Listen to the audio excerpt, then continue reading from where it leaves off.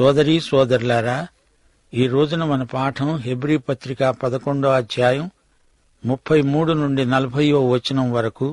జాగ్రత్తగా వినండి. వారు విశ్వాసము ద్వారా రాజ్యములను జయించారు, నీతి కార్యములను జరిగించారు, వాగ్దానాలను పొందారు, సింహాల నోళ్లను మూశారు, అగ్ని బలాన్ని చల్లార్చారు, ఖడ్గధారను తప్పించుకున్నారు. బలహీనులుగా ఉండి బలపరచబడ్డారు, యుద్ధములో పరాక్రమశాలులయ్యారు, అన్యుల సేనలను పారద్రోలారు. శ్రోతలు, విశ్వాస వీరుల జాబితా ఎంత పెద్దదో చూచారా? రాజ్యాలను జయించారు. రాజ్యాలను జయించిన గొప్ప రాజులెందరో ఉన్నారు. వారిలో దావీదు శ్రేష్ఠుడు. 2 సమూయేలు 8వ అధ్యాయంలో దావీదు విజయాలు రాసి ఉన్నాయి. దావీదు ఎక్కడికి పోయినా యెహోవా అతణ్ణి కాపాడాడు. దావీదు ఇశ్రాయేలీయులందరి మీద రాజై తన జనులందరినీ నీతి న్యాయములను బట్టి ఏలాడు. నీతి కార్యములను జరిగించిన సమూయేలు, దేవుని వాగ్దానాలను పొందిన ప్రవక్తలెందరో ఉన్నారు. సింహాల నోళ్లు మూయించిన వారు సంసోను, దావీదు, బెనయా, దానియేలు మొదలైన వారు. బెనాయా ఎవరంటారా? 2 సమూయేలు 23వ అధ్యాయం 20వ వచనంలో ఇతడు పేర్కొనబడ్డాడు. బెనాయా యెహోయాదా కుమారుడు, కబ్సెయేలు ఊరివాడు. ఇతని తాత కూడా క్రియల చేత ఘనత నొందిన పరాక్రమశాలి.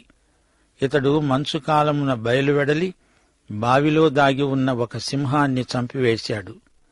దానియేలు మరో విశ్వాస వీరుడు. ఇతని ఎదుట సింహాలు నోళ్లు మూసుకున్నాయి.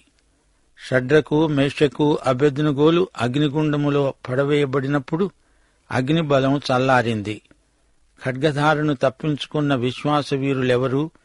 యెఫ్తా అమ్మోనీయులతో యుద్ధం చేయాల్సి వచ్చినప్పుడు అతణ్ణి ఎవ్వరూ కాపాడలేదు. యెహోవాయే అతణ్ణి ఖడ్గధార నుండి తప్పించాడు. అలాగే దావీదు, ఏలియా, ఎలీషా ఖడ్గధార నుండి దేవుని చేత తప్పించబడిన వారే. సంసోను బలహీనుడుగా ఉండి బలపరచబడినవాడు. న్యాయాధిపతులు 16వ అధ్యాయం 28వ వచనం. సంసోను యెహోవాకు మొర్రపెట్టి అన్నాడు, యెహోవా, ప్రభువా, దయచేసి నన్ను జ్ఞాపకం చేసుకో. దేవా, దయచేసి ఈసారి మాత్రమే నన్ను బలపరచు. నా 2 కన్నుల నిమిత్తము ఫిలిష్తీయులను ఒక్కమారే దండించి పగ తీర్చుకోనియ్యి. చూచారా సంసోను ఎంత బలహీనుడైపోయాడో? యెహోవా అతణ్ణి బలపరిచాడు. 2 గుడి స్తంభాలను 2 చేతులతో పట్టుకొని వాటిని ఒక్క ఊపుతో వంచేశాడు. గుడి గుభిళ్లున కూలిపడింది. ఇక యుద్ధములో పరాక్రమశాలురు బారాకు, ఆ తరువాత మక్కాబీయులు. వీరు అన్యుల సేనలను పారద్రోలిన విశ్వాస వీరులు. స్త్రీలు మృతులైన తమ వారిని పునరుత్థానము వలన మరల పొందారు. సారెపతు విధవరాలు, షూనేమీయురాలు. ఈ గొప్ప అనుభవం పొందిన 2 స్త్రీలు. సారెపతు విధవరాలి కుమారుణ్ణి ఏలియా బతికించాడు. 1 రాజులు 17వ అధ్యాయంలో ఈ వృత్తాంతం ఉంది. అలాగే 2 రాజులు 4వ అధ్యాయంలో షూనేమీయురాలి కుమారుడు ఎలీషా పరిచర్య ద్వారా చచ్చిపోయి బ్రతికాడు. హెబ్రీ పత్రిక 11వ అధ్యాయం 35వ వచనం.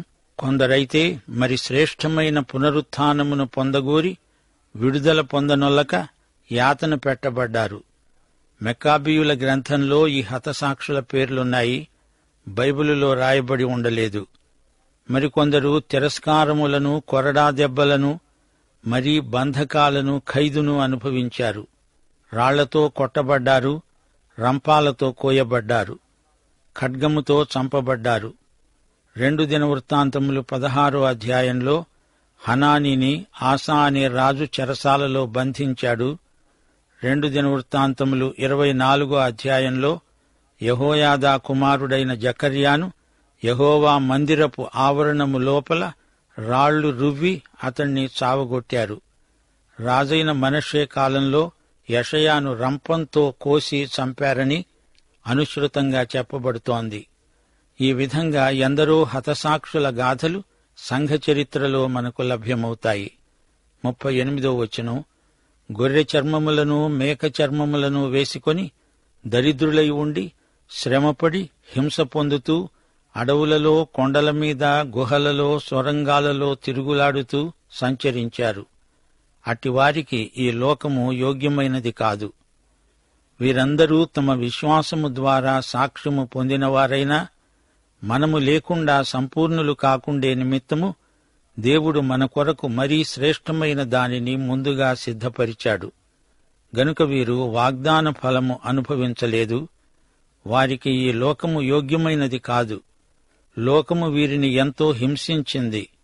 లోకము తనకు తానే ఈ విధంగా తీర్పు తీర్చుకున్నది. పాత నిబంధన భక్తులు మంచి సాక్ష్యం పొందారు. వారి విశ్వాసాన్ని గురించి దేవుడు మంచి సాక్ష్యమిచ్చాడు. క్రీస్తు యొక్క సంపూర్ణ రక్షణానుభూతి వారికి ప్రాప్తించలేదు. కొత్త నిబంధన యందలి నెరవేర్పును వారు చూడలేకపోయారు. వ్యక్తిగతంగా కాని, జాతిపరంగా కాని వారు సంపూర్ణ సిద్ధిని అనుభవించలేదు. యేసు వచ్చినప్పుడు పాత నిబంధన భక్తులకు, కొత్త నిబంధన విశ్వాసులకు సంపూర్ణ ఫలసిద్ధి లభిస్తుంది. క్రీస్తునందే సంపూర్ణ మానవత రక్షణ ఫలసిద్ధి లభిస్తుంది. ఆయన వచ్చి రాజులకు రాజుగా, ప్రభువులకు ప్రభువుగా తన రాజ్యాన్ని స్థాపిస్తాడు, పరిపాలిస్తాడు. ప్రియ సోదరీ సోదరులారా, ఈ విశ్వాస వీరులలో అనేకులు హతసాక్షులు, కొందరు మౌన హతసాక్షులు. కీర్తనలు 34, 7, 17 వచనాలు.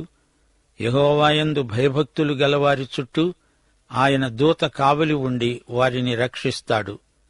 నీతిమంతుడు మొర్రపెట్టగా యెహోవా ఆలకిస్తాడు. వారి శ్రమలన్నిటిలో నుండి వారిని విడిపిస్తాడు. అయితే హతసాక్షులైన వారి మాటేమిటి? స్తెఫను హతసాక్ష్య ప్రసంగంలో ఏమన్నాడు? ముష్కరులారా, మీ హృదయములను, చెవులను దేవుని వాక్యమునకు లోబరచునొల్లని వారలారా, మీ పితరుల వలె మీరు ఎల్లప్పుడూ పరిశుద్ధాత్మను ఎదిరిస్తున్నారు. మీ పితరులు ప్రవక్తలలో ఎవరిని హింసించకుండా విడిచారు? ప్రవక్తలందరూ హింసలనుభవించిన వారే. క్రైస్తవ విశ్వాసమందు మొదటి హతసాక్షి స్తెఫను. స్తెఫనును రాళ్లు రువ్వి చంపుతూ ఉన్న వారితో అతడేమన్నాడు? అపొస్తలుల కార్యములు 7వ అధ్యాయం 52వ వచనం. నీతిమంతుని రాకను గూర్చి ముందు తెలిపిన వారిని చంపారు. ఆయనను మీరిప్పుడు అప్పగించి హత్య చేసిన వారయ్యారు. యేసు ప్రభువు తార్సువాడైన సౌలును పిలుస్తూ అన్నాడు, నీవు నా నామము కొరకు ఎన్ని శ్రమలనుభవించాలో నేను నీకు చూపుతాను. యోహాను సువార్త 16వ అధ్యాయం 33వ వచనంలో ప్రభువు తన శిష్యులను ఉద్దేశించి అన్నాడు, లోకములో మీకు శ్రమ కలుగుతుంది, అయినా ధైర్యం తెచ్చుకోండి, నేను లోకాన్ని జయించాను. పౌలు, బర్నబా ఎక్కువగా బోధించిన అంశమిదే. అపొస్తలుల కార్యములు 14వ అధ్యాయం 22వ వచనం. విశ్వాసమందు నిలకడగా ఉండాలి. అనేక శ్రమలు అనుభవించి మనము దేవుని రాజ్యములో ప్రవేశించాలి. ప్రియ శ్రోతలారా, వింటున్నారా? కొందరు తమ విశ్వాసాన్ని తాము పొందిన విజయాల ద్వారా యుద్ధాలలో గెలుపొంది నిరూపించుకున్న వారున్నారు. మరికొందరేమో తమ విశ్వాసము కోసమై హతసాక్షులైన వారున్నారు. సంఘ చరిత్రలో ఎందరెందరో హతసాక్షులై తమ విశ్వాసాన్ని రుజువు చేసుకొని ధన్యులయ్యారు, మహిమలో ప్రవేశించారు. నాటి నుండి నేటి వరకు ఎందరో ప్రభువు నామమున శ్రమలు అనుభవించిన వారు లేకపోలేదు.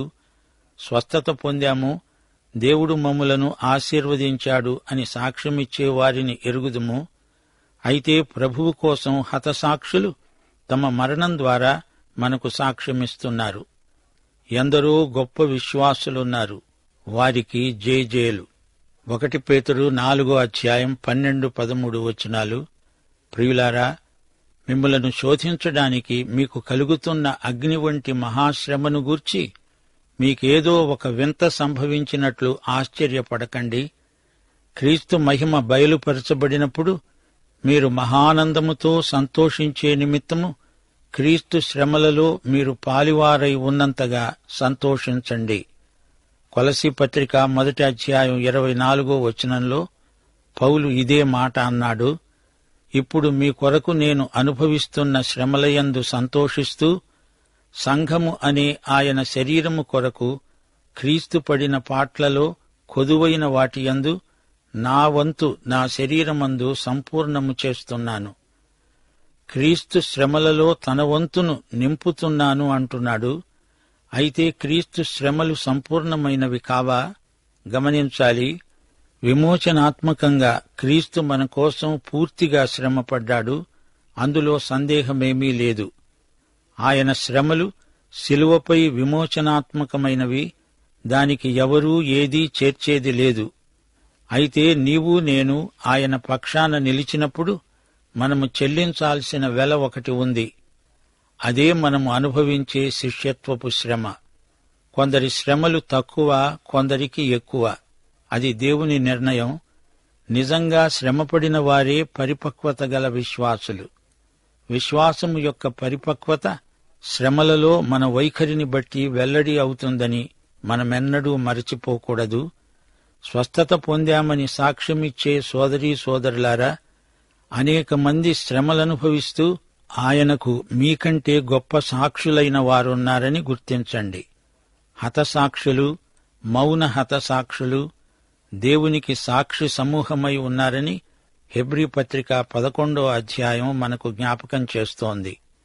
వారు తమ విశ్వాసమును బట్టి శ్రమలు సహిస్తున్నారు. స్వస్థత పొందిన విశ్వాసి, నీకంటే హతసాక్షి విశ్వాసం మరీ గొప్పది కాదా? ఏదేమైనా ఎవరి వంతు శ్రమలు వారికున్నాయి. దేవునికి స్తోత్రం. ఎవరు తమ విశ్వాసము కోసమై ఎక్కువ శ్రమ పడతారో వారే పరిపక్వత గల భక్తులు. వారికి మన అభినందనలు. నీతిమంతుడు విశ్వాసము వలన జీవిస్తాడు. విశ్వాసము వలన శ్రమలనుభవిస్తాడు. అవసరమైతే విశ్వాసము ద్వారా సజీవ సాక్షులవుతారు, హతసాక్షులవుతారు. హెబ్రీ పత్రిక 11వ అధ్యాయంలో విశ్వాసవీరులు ఎలాంటి సాక్ష్యం పొందారో విన్నారు గదా. తమ ఇహలోక శ్రమలు ముగించుకొని పరలోకానికి ప్రభువు దగ్గరికి వెళ్లిన వారు ధన్యులు. ఈ అధ్యాయం ముగింపులో వీరు వాగ్దాన ఫలం అనుభవించలేదు అని చెప్పబడింది. ఈ అనుభవం దేవుని రాజ్యస్థాపనను గురించినది. ఎందుకనగా దేవుడు అనేక మందికి ఇంకా పిలుపు ఇస్తున్నాడు. ఇంకా అనేకులు రక్షించబడవలసి ఉంది. ఇది కృపాకాలం. నేను లేకుండా ఆయన కాలం సంపూర్ణం కాదు అని ప్రతి ఒక్కరూ అనుకోవాలి, నమ్మాలి. లోకములో నుండి దేవుని పిలుపు విని వచ్చిన వారే దేవుని సంఘమవుతున్నారు. సంఘం సంపూర్ణమవ్వాలి. అంతవరకు ఆయన పిలుపు అమలులో ఉంటుంది. ఈ అధ్యాయంలో మనం విశ్వాసవీరుల త్యాగశీలాన్ని గమనించాము. విశ్వాసమంటే ఏమిటో, విశ్వాసులంటే ఎలాంటివారో, వారి సాక్ష్యం ఎంత గొప్పదో ఇంతవరకు చూచాము. వీరందరిది పనిచేసే విశ్వాసం, బలమైన విశ్వాసం, వర్ధమాన విశ్వాసం, క్రియాశీలమైన విశ్వాసం. విశ్వాసం లేకుండా దేవుణ్ణి మెప్పించలేరు, నొప్పిస్తారు. యేసుక్రీస్తును విశ్వసించిన వారి విశ్వాస జీవితం దినదిన ప్రవర్ధమానమవుతుంది. ప్రియశ్రోతలు, ఈ పాఠంలో మనం నేర్చుకున్న విశ్వాస పాఠాలు నిత్యత్వపు విలువ గలవి. యెరికో పట్టణం ఎలా లోబడింది? ఊరేగింపు, ప్రదక్షిణం, హల్లెలూయ నినాదాలు, ఇవే వారి ఆయుధాలు. 7 రోజులు 7 సార్లు స్తుతి ప్రదక్షిణ. 7 సంపూర్ణతను చూపే అంకె. రాహాబు గత జీవితం మంచిది కాదు, కాని ఆమె విశ్వాసం ఆమెను రక్షించింది. ఆమె విశ్వాస వీరనారిగా రూపొందింది. ఎర్ర సముద్రం దాటించి అమోరీయులపై విజయం ప్రసాదించి దేవుడు తన ప్రజలను యెరికోకు తెచ్చాడు. 2 గూఢచారులతో రాహాబు పరిచయం కలిగించుకున్నది. వచ్చిన వారు యెహోవా సేవకులు. రాహాబు రక్షించబడమే కాదు, యేసుక్రీస్తు వంశావళిలో ఆమె పేరు చేర్చబడింది. విశ్వాసవీరులను పాత నిబంధనలో నుంచి హెబ్రీ పత్రిక ఎత్తి చూపుతోంది. ఆధ్యాత్మిక వీరులెందరో ఉన్నారు. వారిలో కొందరిని మాత్రమే హెబ్రీ పత్రిక మనకు పరిచయం చేసింది. ఈ విశ్వాసవీరుల ప్రదర్శనశాల గుండా మనలను త్వరగా తీసుకువెళ్తున్నాడు పత్రికా రచయిత. అందరికంటే ముందు మన విశ్వాసమునకు కర్త, దానిని కొనసాగించేవాడు అయిన యేసు వైపు చూడాలి.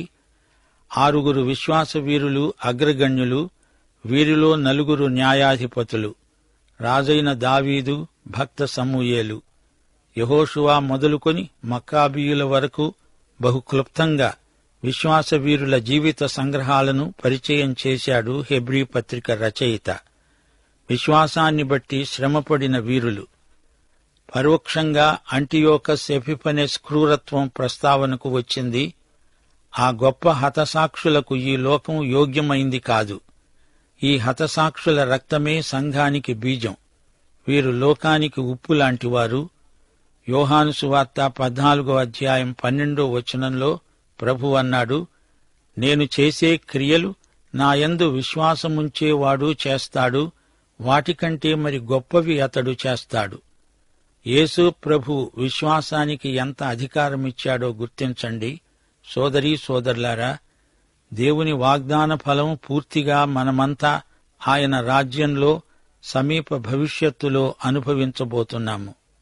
ఆదికాండం 3వ అధ్యాయం 15వ వచనంలో వాగ్దానం సర్పం తలను చితక్కొట్టే మెస్సీయాను గురించినది. ఆదికాండం 22వ అధ్యాయం 18వ వచనం అబ్రహాము సంతానము వల్ల భూలోకములోని జనములన్నీ ఆశీర్వదించబడతాయి. మెస్సియాను గురించిన వాగ్దానమే యెషయా 9వ అధ్యాయం 6-7 వచనాలు. ఆయన భుజము మీద రాజ్యభారం. ఆయన ఆశ్చర్యకరుడు, ఆలోచనకర్త, బలవంతుడైన దేవుడు, నిత్యుడైన తండ్రి, సమాధానకర్త అయిన అధిపతి.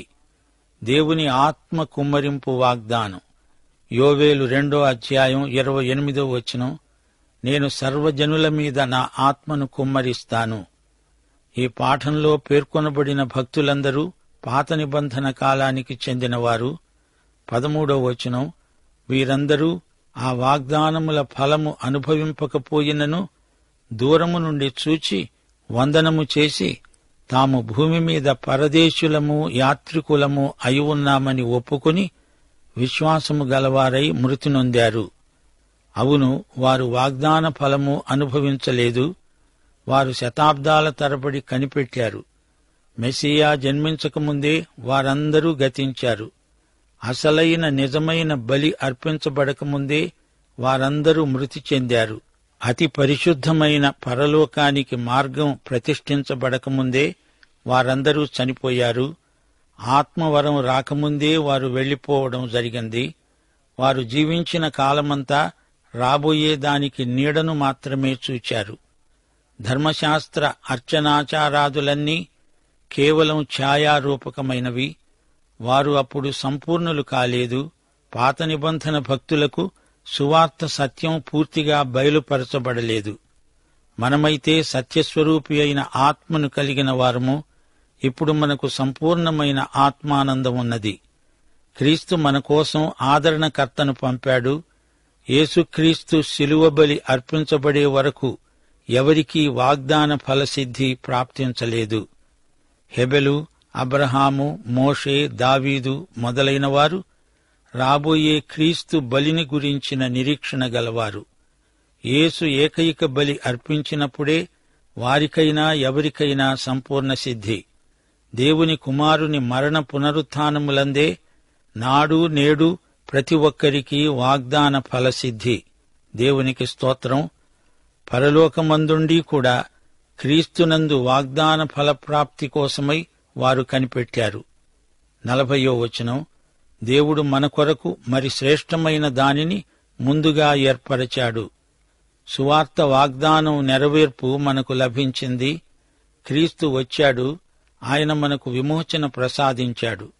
సంఘానికి తన పరిశుద్ధాత్మను పంపాడు. బైబిలు సంపూర్ణ గ్రంథం. ఈ వాక్యాన్ని ఆయన మనకిచ్చాడు. ఈ యుగం సువార్త యుగం. ఇది పరిశుద్ధాత్మ యుగం. దీని తరువాత నిత్యత్వమే. దేవుడు మన కోసం పరలోకాన్ని బార్లాగా తెరిచాడు. మనుష్య కుమారుని పైగా దేవదూతలు ఎక్కడము దిగడము మనం చూస్తున్నాము.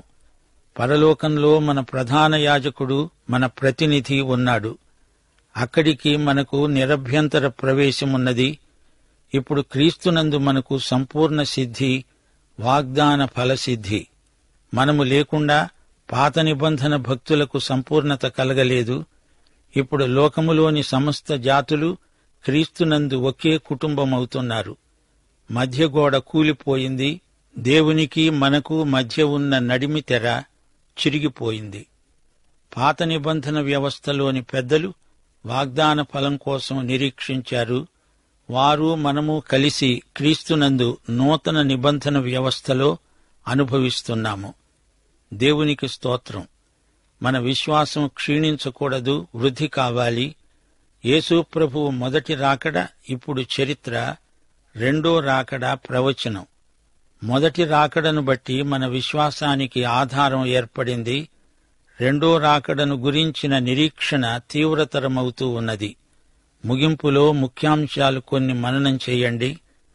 దేవుని యందలి విశ్వాసం విధేయతకు నడిపిస్తుంది. దేవుడు చెప్పిన దాని మీద మన విశ్వాసం ఆధారపడి ఉంది. మన పనిలో, ప్రవర్తనలో విశ్వాసం రుజువవుతుంది. విశ్వాసము గలవారు దేవుని కొరకు గొప్ప కార్యాలు చేస్తారు. దేవుడు కూడా వారి పట్ల మహత్కార్యాలు చేస్తాడు. విశ్వాసం అందరికీ అవసరం. ఎవరో గొప్ప భక్తులకే కాదు, దేవుని బిడ్డలందరికీ విశ్వాసం ఉండి తీరాలి. గొప్ప నాయకులు మాత్రమే కాదు, క్రైస్తవులందరూ విశ్వాసులే. ఆరాధనకు విశ్వాసం కావాలి. అనుదినము మనము పనిచేసేటప్పుడు విశ్వాసం కావాలి.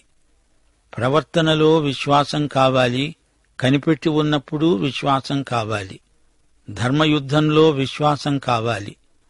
రోమాపత్రిక 14వ అధ్యాయం 23వ వచనం, విశ్వాస మూలము కానిదేదో అది పాపం. 36వ వచనంలో మరికొందరు అని విశ్వాస వీరులను గురించి రచయిత పేర్కొన్నాడు.